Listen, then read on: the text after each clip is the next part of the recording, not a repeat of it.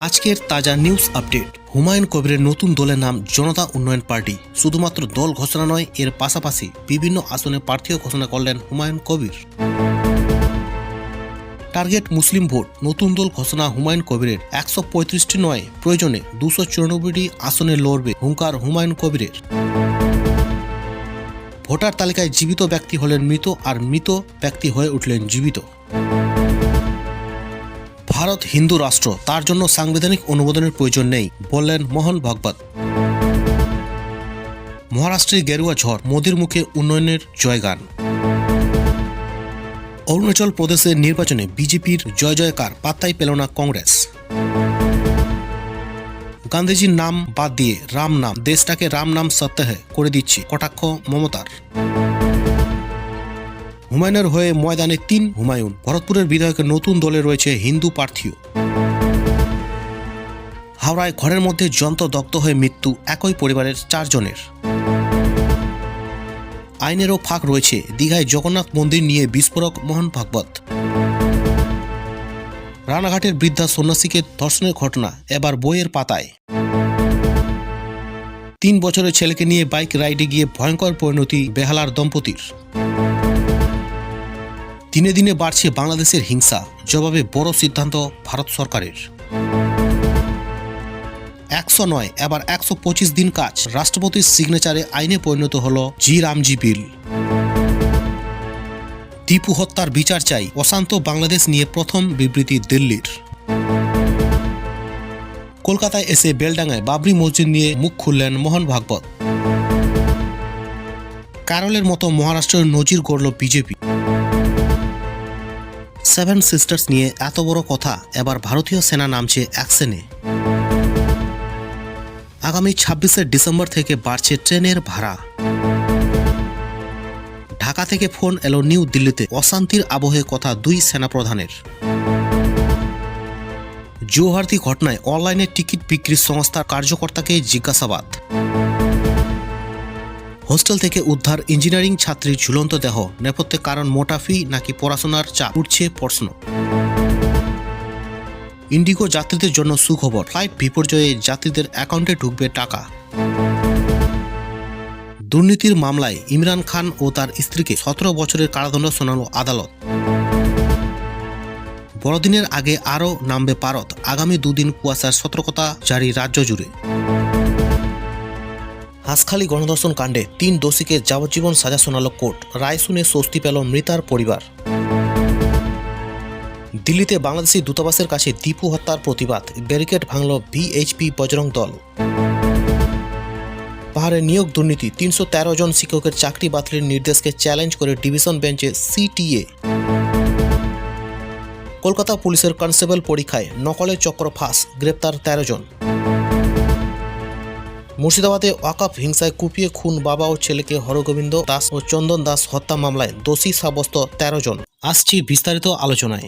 জল্পনা শেষ করে এবার দল ঘোষণা করে দিলেন হুমায়ুন কবির। প্রথমে বাবরি মসজিদ তৈরির ঘোষণা, পরে নতুন দল তৈরির ঘোষণা। পরপর একের পর এক চমক দিচ্ছেন হুমায়ুন কবির। আজ সভা থেকে নতুন দল ঘোষণার মঞ্চেও চমক দিলেন। তার নতুন দলের নাম জনতা উন্নয়ন পার্টি। মঞ্চে সেদিন নতুন দলের পতাকাও উড়ালেন। সভায় ভিড় চোখে পড়ার মতো। সেই সঙ্গে হুমায়ুনের মঞ্চে দেখা যাচ্ছে তৃণমূলের কিছু নেতা নেত্রীদেরও। হুমায়ুন আগেই বলেছিলেন যে আসন্ন বিধানসভা নির্বাচনে একাধিক আসনে প্রার্থী দেবেন তিনি। সেই মতো একে একে ঘোষণা করলেন। ভরতপুর ও রেজিনগর এই 2 কেন্দ্রে থেকে লড়বেন হুমায়ুন কবির নিজেই। খড়গপুর গ্রামীণ কেন্দ্রে জনতা পার্টির প্রার্থী হবেন ইব্রা হাজি। মালদার বৈষ্ণবনগরে লড়বেন মুস্তারা বিবি। মুর্শিদাবাদ কেন্দ্রের প্রার্থী মনীষা পান্ডে। ভগবান গোলায় লড়বেন অন্য এক হুমায়ুন কবির নামে ব্যক্তি। দক্ষিণ দিনাজপুর ধনিরাম কেন্দ্রে লড়বেন ওয়েদুল রহমান। বালিগঞ্জের প্রার্থীর নাম নিশা চট্টোপাধ্যায়। ইচ্ছাপুরের প্রার্থী হলেন সিরাজুল মণ্ডল। অর্থাৎ শুধু মালদহ মুর্শিদাবাদের সীমাবদ্ধ থাকছেন না হুমায়ুন। বালিগঞ্জ ইচ্ছাপুরের মতো কেন্দ্রের প্রার্থীও নামও ঘোষণা করে দিলেন সেদিন। No BJP no TMC slogan উঠল মতুয়া গড়ে। 90% মতুয়ার ডাক পাবেন শুনানিতে। মতুয়াদের একত্রিত হওয়ার ডাক দিচ্ছেন সমান্তরাল নেতা। আন্দোলনের নেতাদের দাবি নিজেদের নাগরিকত্ব রক্ষার জন্য এবং ভোটাধিকার রক্ষার জন্য সংঘবদ্ধ হয়ে লড়তে হবে। অল ইন্ডিয়া মতুয়া মহাসংঘের সভাপতি সুব্রত ঠাকুর জানায়, বনগাঁ রানাঘাটে মতুয়াগড়ে 90% মতুয়াই শুনানিতে ডাক পাবেন। তার দাবি, মতুয়াদের কাছে যে কাগজ চাওয়া হয়েছে বেশিরভাগ মতুয়াদের কাছেই তা নেই। একমাত্র রক্ষা কবচ নাগরিকত্ব দিতে হবে। আমরা প্রধানমন্ত্রী এবং স্বরাষ্ট্রমন্ত্রীর কাছে আবেদন করছি দ্রুত নাগরিকত্ব দেওয়া হোক। সুপ্রিম কোর্টের প্রধান বিচারপতি জয় মাল্য বাগচির বেঞ্চে জানিয়ে দেয়, নাগরিকত্বের আবেদন করলেই ভোটার লিস্টে নাম তোলা যাবে না, অর্থাৎ প্রথমে নাগরিক হতে হবে, তারপর তারা ভোটাধিকার পাবে। বনগাঁ মহকুমার 4টি বিধানসভা কেন্দ্রে 1,34,000-এর বেশি গোটা ভোটারকে এসআইআর শুনানিতে ডাকা হবে বলে কমিশন সূত্রে খবর। এই পরিস্থিতিতে স্বাভাবিকভাবে মতুয়াগড়ে আতঙ্ক। তাই মতুয়াগড়ে এখন স্লোগান উঠছে, no BJP, no TMC vote. Bharat Hindu রাষ্ট্র, তার জন্য সাংবিধানিক অনুমোদনের প্রয়োজন নেই, বললেন মোহন ভাগবত। ধর্ম নিরপেক্ষ নয়, বরং ভারতের ধর্মীয় চরিত্র নির্ধারণের সংজ্ঞা আরও একবার শোনা গেল স্বয়ংসেবক সংঘ অর্থাৎ আরএসএস প্রধান মোহন ভাগবতের গলায়। তার মতে, ভারত একটি আগে থেকে হিন্দু রাষ্ট্র, তার জন্য কোনো সাংবিধানিক অনুমোদনের প্রয়োজন নেই, কারণ তা সত্য। আরএসএস 100 বছর পূর্তি উপলক্ষে সংস্কৃতির গুরুত্ব তুলে ধরেন আরএসএস প্রধান। তার কথায়, যতক্ষণ দেশের মানুষ হিন্দু সংস্কৃতির ঐতিহ্য এবং পূর্বপুরুষদের গৌরব উদযাপন করবে, ততক্ষণ এই দেশ হিন্দু রাষ্ট্রই থাকবে। এই প্রসঙ্গে তিনি বলেন, সূর্য পূর্ব দিকে ওঠে, এটা আমরা জানি না কখন থেকে ঘটে চলে আসছে। ঠিক একইভাবে ভারত হিন্দুস্তান, আগে থেকেই হিন্দুস্তান। হিন্দুস্তান একটি হিন্দু রাষ্ট্র। কোনো ব্যক্তি যতক্ষণ পর্যন্ত হিন্দুস্তানের মাটিতে বেঁচে থাকবেন, ততক্ষণ পর্যন্ত ভারত একটি হিন্দু রাষ্ট্রই থাকবে। এবার থেকে 100 দিনের কাজ হবে 125 দিনের। লোকসভায় পাস হয়েছিল এই বিল। নতুন বিলে MGNREGA এর নাম পরিবর্তন করে জিরামজি বিল করা হলো। রাজ্যসভায় পাস হয়েছিল মধ্যরাতে, তারপর তা পাঠিয়ে দেওয়া হয়েছিল রাষ্ট্রপতির কাছে। অবশেষে সেই বিলে স্বাক্ষর করে দিলেন রাষ্ট্রপতি। মনরেগাকে সরিয়ে গ্রামীণ রোজগারকে সুনিশ্চিত করতে মোদী সরকারের আনা নতুন বিল সংসদে পেশের পর আইনে পরিণত হলো মাত্র 3 দিনের ব্যবধানে। ডক্টর মনমোহন সিং এর জামানায় শুরু হয়েছিল Mahatma Gandhi national rural employment guarantee act, তবে দেশের জনসাধারণের কাছে এটি ছিল 100 দিনের কাজ। সেই আইন কাঠামোতেই বদল ঘটালো কেন্দ্রীয় সরকার। 2047 সালের মধ্যে বিকশিত ভারত তৈরির উদ্যোগকে সামনে রেখেই মোদী সরকার আনলো জিরামজি বিল। শতবর্ষ পূর্তি উপলক্ষে সায়েন্স সিটিতে আয়োজিত অনুষ্ঠান থেকে হুমায়ুনের বাবরি মসজিদ নিয়ে ক্ষোভ মোহন ভাগবতের। 6 ডিসেম্বর হুমায়ুন কবির একটি মসজিদের শিলান্যাস করেছেন, আর সেই মসজিদকেই লক্ষ্য করে প্রশ্ন মোহন ভাগবতের। প্রশ্নোত্তর পর্বে হুমায়ুনের বাবরি মসজিদ নিয়ে প্রশ্ন মোহন ভাগবতকে করা হলে তিনি বলেন, একটা বিবাদ চলছিল, কিন্তু কোনো মতেই তাতে সুরাহা না মেলায় আদালতের কাছে দ্বারস্থ হতে হলো। তারপর সুপ্রিম কোর্ট কি বলল, তারা ওখানে রাম মন্দির তৈরির জন্য অনুমতি দিল। সুতরাং বলা যেতে পারে মন্দির মসজিদ নিয়ে যে সংঘাত তৈরি হয়েছিল তা এখানেই শেষ। কিন্তু হুমায়ুনের বাবরি মসজিদ তৈরির নেপথ্যে রাজনৈতিক ফায়দা দেখছেন সংঘচালক। তার মতে, না এরা হিন্দুদের ভালো চান, না এরা মুসলমানদের ভালো চান, সবটাই রাজনৈতিক অভিসন্ধি। এই মসজিদ তৈরি হলে আবার বিবাদ শুরু হবে, আবার কেস হবে। হুমায়ুনের বাবরি মসজিদ নিয়ে রাজ্যের শাসক দল ঠান্ডা মেজাজে বসে আছে। কিছুদিন আগে ফিরহাদ হাকিম বলেছিলেন, আমি বা আমার দলের কেউই এই ধরনের সিদ্ধান্তকে সমর্থন করি না। আমাদের দল ধর্ম নিরপেক্ষতায় বিশ্বাস করে। কাউকে এই ধরনের সিদ্ধান্ত বা যে ধরনের বক্তব্য হচ্ছে তা আমরা সমর্থন করছি না।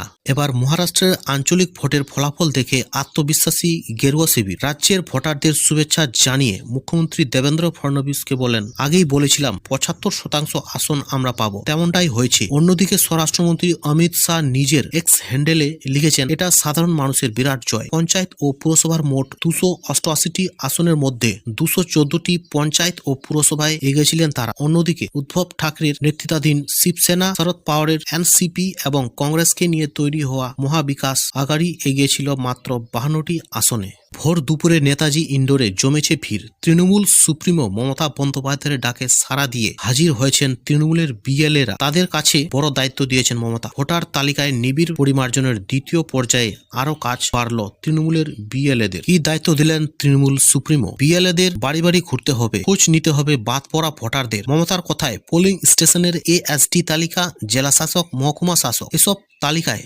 ভালোভাবে যাচাই করতে হবে পুনরায়। এছাড়া এদিন সংঘবদ্ধ হন ইনডোর থেকে সংখ্যালঘুদের বড় কথা দিলেন মমতা বন্দ্যোপাধ্যায়। ওয়াকিবহল মহলের মতে মমতার দুটি দিক রয়েছে, এক এসআইআর, দুই হলো হুমায়ুনকে এড়িয়ে বিজেপির দিকে দায়। মমতা মতুয়াদের নিয়ে বললেন, নির্বাচনের 2 মাস আগে মানুষের গণতন্ত্র কেড়ে নেওয়ার চক্র চলছে। ইতিমধ্যেই 46 জন মারা গিয়েছেন। মতুয়াদের, সংখ্যালঘুদের, আদিবাসীদের ভোট কেড়ে নেওয়া হচ্ছে। তবে সভা শেষ হওয়ার আগে সেই মতুয়া, আদিবাসী ও সংখ্যালঘুদের আশ্বাস দিয়েছেন তিনি। এখনো বলছি, বাংলায় মতুয়া রয়েছেন, তাদের কোনো ভয় নেই। তপশিলি, আদিবাসী সবাই সংঘবদ্ধ হন। বাড়ছে ট্রেনের ভাড়া। নতুন ভাড়ার কাঠামো প্রকাশ করলো ইন্ডিয়ান রেলওয়ে। তবে লোকাল ট্রেনের ভাড়া বাড়ানো হলো না। আগামী 26শে ডিসেম্বর থেকে নতুন ভাড়া কার্যকর হবে বলে জানানো হয়েছে রেলের তরফে। ভারতীয় রেলের তরফে জানানো হয়েছে, নতুন ভাড়া কাঠামোয় লোকাল ও মান্থলি সেশন টিকিটের দাম বাড়ানো হচ্ছে না। 215 কিলোমিটার মধ্যে যারা জেনারেল কোচে ভ্রমণ করবেন তাদের ক্ষেত্রেও ভাড়া বাড়ছে না। মেইল ও এক্সপ্রেস ট্রেনে